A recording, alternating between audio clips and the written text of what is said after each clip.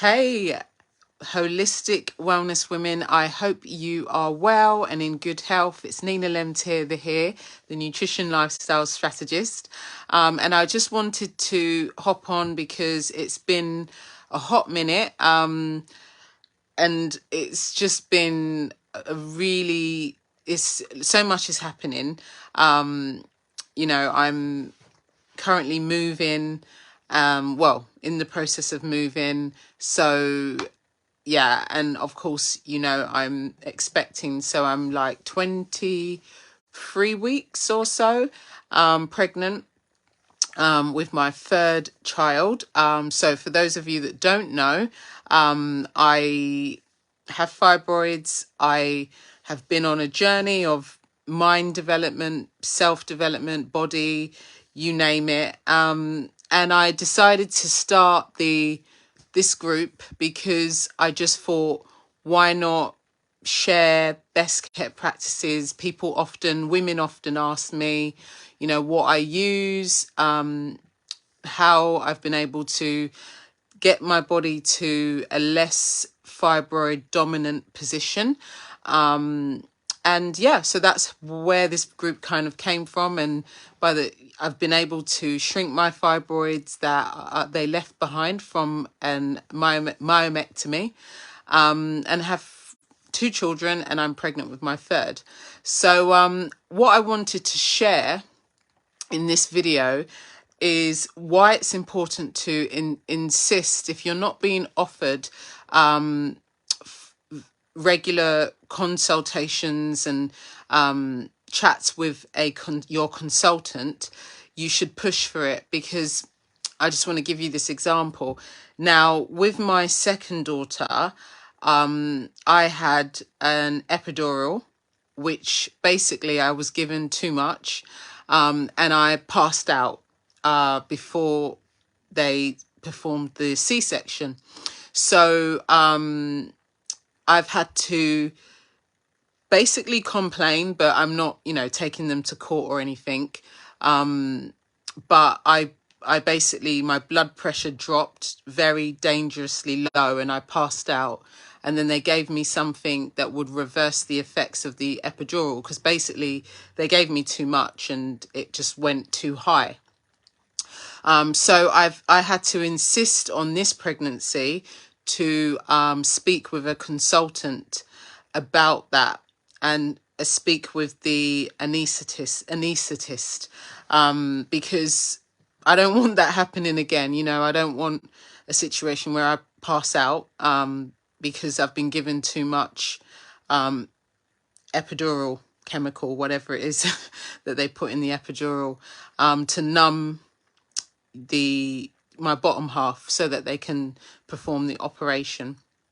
So these things you have to push for them. You won't be offered, no one came to me and said, oh, Nina, you passed out on your second the birth with your second daughter, and we want to make sure that doesn't happen again. I didn't get that. I had to bring it up and kind of kick up a fuss and say that, I want to speak with a consultant.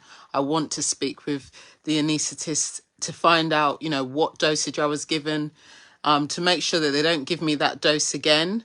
And just, you just have to be very hands-on with all of this. And it kind of links back to, managing your fibroids and getting second opinions in regards to where they are, the options you have at your disposal, and kind of just, kicking up a fuss, making them aware that you write things down, you're tracking your symptoms, you are wanting to, as I said, reference your consultant as often as possible, because they're the ones that have the experience, and they're the ones that will really be able to answer your questions in the detail that you need. Okay, so I just thought I would share that, because I had my appointment today in regards to that, and it was interesting to read through the notes that they had written. Thankfully, writing that you could read, and, you know, just be able to take some level of control. And hopefully, by the grace of God, they're not going to give me too much, and I'm not going to have, you know, very low blood pressure. That is very dangerous. You know, it's very dangerous. And black women actually have a higher risk of dying during or after childbirth. And you know, you just think of these mistakes, and it could have gone really badly. And I may not have been here today, but thank God they were able to reverse the situation. And apparently one of my drips wasn't in my arm correctly. So I wasn't having the correct fluids during the procedure as well. So that was a factor as well. You know, so yeah, I just thought I would share that. Please, please, please insist to speak to a consultant.